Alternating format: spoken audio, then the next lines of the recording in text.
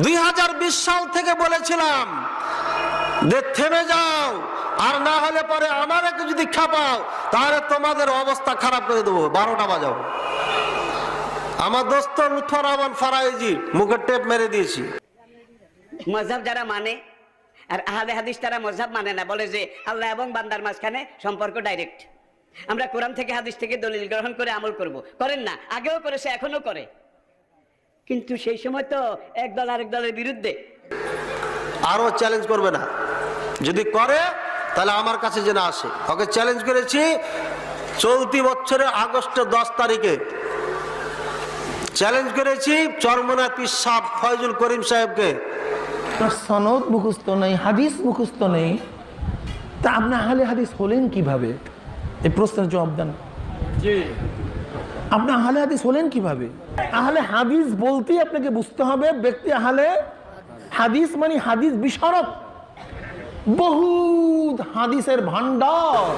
Challenge করেছি আইনুল হুদা Sylheti two আমেরিকাকে।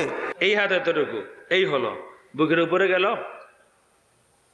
কেউ দেখেন তো, যদি এই হাত মানে বললেন আপনি হাত এতটুকু, তো এখানে এতটুকু, আপনি এই হাতের উপরে রাখা যাবে, কিন্তু বুকের উপরে যাবে?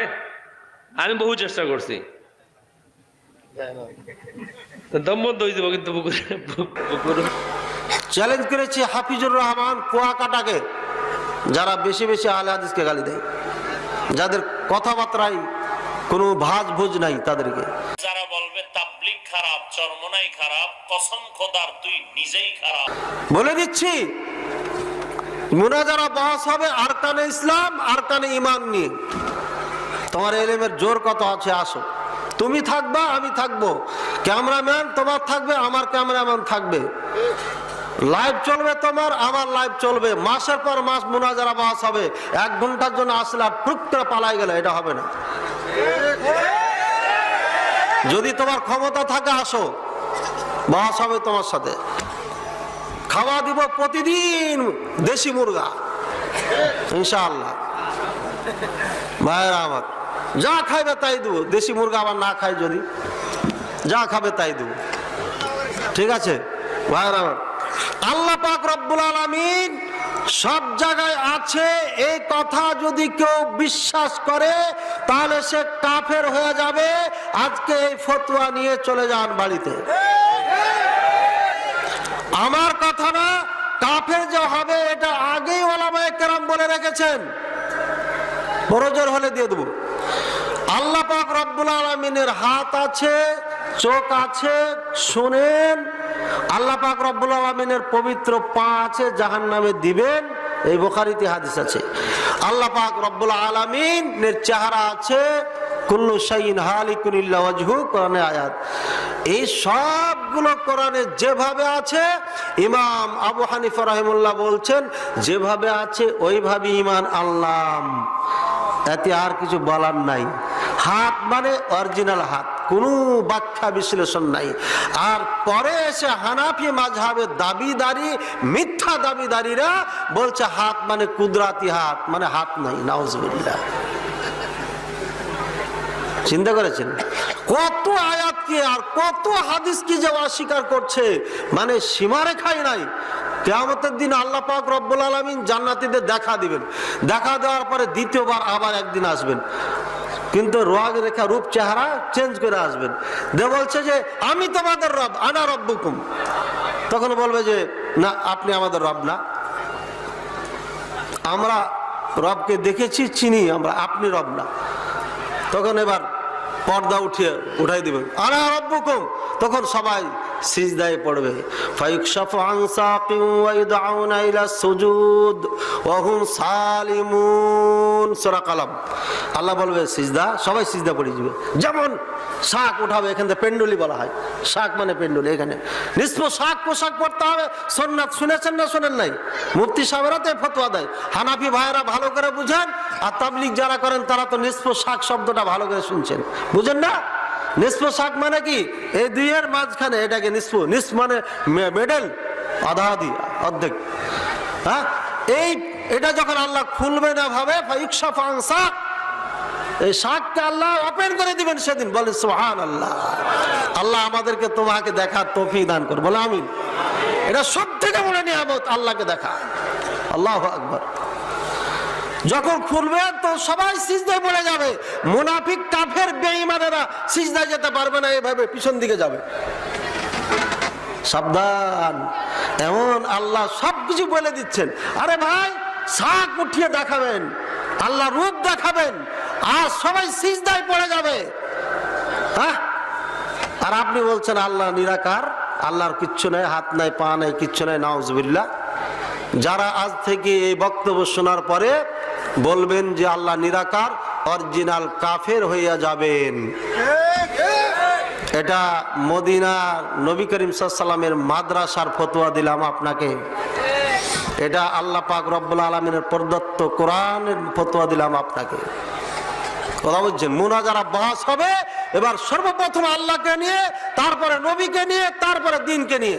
আগে তিনটি মূলনীতি ইসলামের নিয়ে মুনাজারা বাস হবে। কিসের নফল আদায় আমিন জোরে বলে, বুকে বুকে আর নিচে নিয়ে টানাটানি করতেছে, নফল নিয়ে টানাটানি, তারপরে নফলে যাব। বললাম তো আরকানে ইসলাম, আরকানে ঈমান নিয়ে আগে মুনাজারা বাস হবে। দেখি বাপের বেটা কত ইলম অর্জন করেছো, আহলে হাদিসে মৌলবি নাই। দুই একটা বক্তা টক্তা দেখেছো আর ওদের বক্তব্য শুনেছো, বই দেখেছো, মনে করছে এরাই মনে হয় আহলে হাদিসের মৌলবি। জি না, আহলে হাদিস মৌলবিকে তুমি চিনো না, এই জন্য কথা বলছো। আল্লাহ আকবার, কথায় কথা চলে আসে। যাক, আল্লাহ সম্পর্কে বললাম। এই কাসিমি সাহেব বলেছেন জর্দা খাওয়া মাকরুহ। হাদিসের মধ্যে আছে কুল্লু মুসকিরিন খামারুন, প্রত্যেক নেশা জাতীয় জিনিস এটাই মদ। এখন আসেন, আর কুল্লু মুসকিরিন হারাম, যার মধ্যে নেশা সৃষ্টি হয় সেটাই হারাম। কুল্লু মা আসকারা ফাকালিলুহু ওয়া কাসীরুহু হারামুন, যার দ্বারা নেশা সৃষ্টি হয় এর অল্প হারাম, বেশিও হারাম। এখন আমাদের কিছু ভাইয়েরা বলেন যে তাইলে জর্দাও হারাম। আমি বলি দেখেন, জর্দাকে আমি খাওয়ার কথা বলতেছি না, কিন্তু বিষয়টা আমাদেরকে বুঝতে হবে এবং সব জিনিসকে সঠিকভাবে বোঝার জন্য চেষ্টা করতে হবে। জর্দার যে বিষয়টা আছে, এটা হলো জর্দার দ্বারা মানুষের শরীরের ক্ষতি হয়।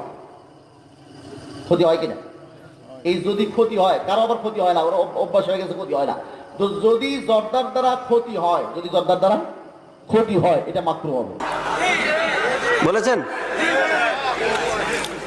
ওকে নিয়ে গবেষণা এখনো করিনি আমি।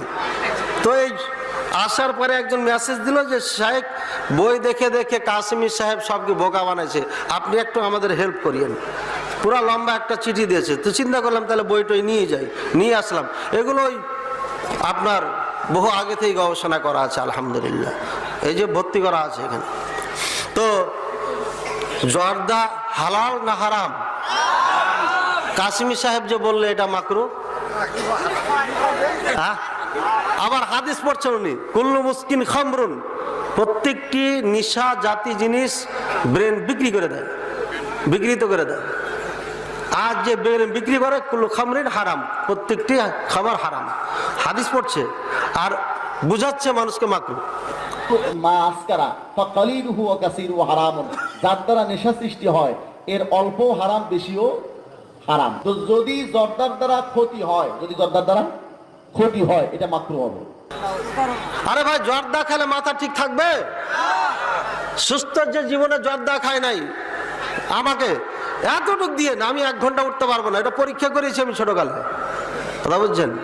এক বন্ধু দাঁত কচলায় তো গুল দিয়ে বলছে দাঁত জীবনে নড়াচড়া করবে না, মজবুত থাকবে। তখন নিয়ে খালি একটু ঘষা দিয়েছি, 1 ঘন্টা হচ্ছিল না, 1 ঘন্টা, কথা বুঝছেন?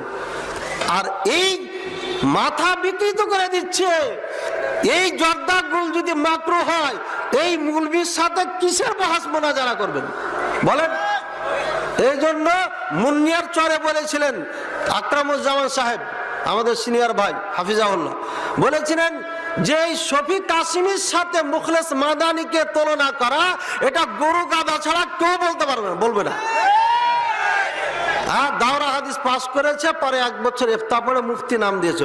আর বেটা, আমি ওই দেওবন্দ থেকে দাওরা হাদিস পাস করে 8 বছর এরাবিয়ানদের কাছে নবীর মাদ্রাসায় অরিজিনাল ইলম শিখেছি। তুমি আমাদের বিপক্ষে বলো মানে? ভাইরা আমার, জর্দা যদি ওর কাছে হালাল হয়ে যায়, তাহলে বুকে হাত বাঁধা হাদিস কি ওর কাছে ভালো থাকবে? আমিন বলা হাদিস কি ওর কাছে থাকবে? জীবনও থাকবে না। ভাই বুঝে সুঝে হু করবেন, আমি জোর করে হু করিয়ে বলছি না। হানাফি ভাই যারা আছেন তারা বুঝেন আগে। ইলজাক মানে চিপকায়া লেগে দেওয়া, লাগাই দেওয়া, অ্যাটাচ করে দেওয়া। হ্যাঁ, এই যে দেখেন কাপড়ের সাথে ব্যানারটাকে কিভাবে লাগাইছেন দেখেন, ওই যে ফুলগুলোকে কাপড়ের সাথে লাগাইছেন, চিপকায়া লাগাই দেওয়া, চিপকায়া লাগাই দেওয়া, একেবারে ফাঁকা না রেখে চিপকাই দেওয়া। ওই যে পোস্টার দেওয়ালে দেওয়ালে লাগায় না, একে বলে ইলজাক। বলে আলজাক হো, সৌদি আরবে বলে আলজিক, আলজিক মানে একে চিপকায়া লাগা, চিপকায়া লাগাই দেওয়া। এবার হুজুর কি করবেন আপনি? এই যে কাঁধে কাঁধে লাগাতে বলছেন আর পায়ে পায়ে লাগাতে বলছেন। ওরা বলছে যে না না না, এটা কেমনে লাগাবেন? ওই তিনজনকে দাঁড় করাই দেন, একটা বড় একটা ছোট, দেখেন কাঁধে লাগান, এখানে লাগান। লাগাতে পারবে এভাবে? কিভাবে আপনারা প্র্যাকটিক্যাল দেখবেন লাগানো যায় কিনা। আমি কিন্তু এক জায়গাতে দেখাইছি, এই জন্য আর এখানে বাচ্চাদের খাড়ো করিনি। कहाँ हो तुम किम? আর এখানে বাচ্চাদের খাড়ো করিনি। যারা দেখেছেন বারবার দেখবেন, খারাপ লাগবে, কিন্তু হুজুরকে খারাপ লাগে না। এই কাসিমি সাহেব আমি শুনেছি 25 বছর থেকে খালি এই বিষয়ে ওয়াজ করে যায়, 25 বছর থেকে। নাউজুবিল্লাহ সুম্মা নাউজুবিল্লাহ, কি জবাব দিবে? আর নেটে সব ছাড়া আলোচনাই নাই, এইগুলোই সব খালি আহলে হাদিস। আর উল্টা পাল্টা কথা এক বক্তব্যের মধ্যে বলেছে, হ্যাঁ বড় পীর সাহেবের একটা গুনিয়াতুত তালেবিনের কিতাব আছে, ওই কিতাবে আপনার শয়তান সম্পর্কে একটা হাদিস আছে। শয়তান বলে 6 নম্বর 7 নম্বরে যে শয়তান আপনার কি করেছে, পাদ মেরেছে, পাদের না কি মেরেছে, কইছে ওখানে একটা হাদিস, কইছে ওখান থেকে আহলে হাদিস। নাউজুবিল্লাহ। আচ্ছা বলেন, শয়তানের পাদ মারার থেকে আহলে হাদিস হলো? তাহলে এই হাদিসগুলো কি? এই হাদিসগুলো কি? হাদিসুর রাসূল সাল্লাল্লাহু আলাইহি সাল্লাম হাযা হাদিসুন সহিহুন, হাযা হাদিসুন সহিহুন, বারবার বলছে লক্ষ লক্ষ হাদিস, নবী করিম সাল্লাল্লাহু আলাইহি সাল্লামের হাদিসগুলো। এটা কি শয়তানের পাদ থেকে হয়েছে নাকি? এই হুজুরের ঈমান আছে? ঈমান আছে? ছি ছি ছি ছি।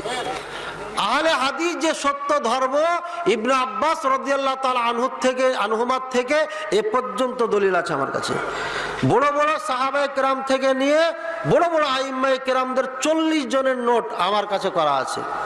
না 50 জনের নোট। 50 জন বিশাল বড় বড় আলেম, তার মধ্যে এই 6 কিতাবে 6 ইমামের আছে। ইমাম শাফি আছে, ইমাম আহমদ আছে, ইমাম মালিক আছে, ইমাম আবু হানিফা রাহিমাহুল্লাহ আছেন। 4 মাযহাবের 4 ইমাম আছে। সবাই বলেছেন আহলে হাদিস, আহলে হাদিস, আহলে হাদিস। এই লোকটা আহলে হাদিসের মধ্যে না, এই লোকটা আহলে হাদিসের দলভুক্ত না, এই লোকটাকে আহলে হাদিস পছন্দ করে না, এই লোকটাকে আহলে হাদিস প্রত্যাখ্যান করেছে। এরা কারা ছিল? এই সমস্ত ইমামেরা, এই ইমামদের অনুসরণ যারা করে, বড় বড় মুহাদ্দিসিনে কেরামদের যাদের নাম আহলে হাদিস ছিল, ওদের পথ অনুযায়ী যারা চলে, পথ ধরে চলে, এরাই হচ্ছে বর্তমানের আহলে হাদিস। বলবে মা হাদিস জানে না, কোরআন জানে না, ওই রাখালটা কিভাবে আহলে হাদিস হয়?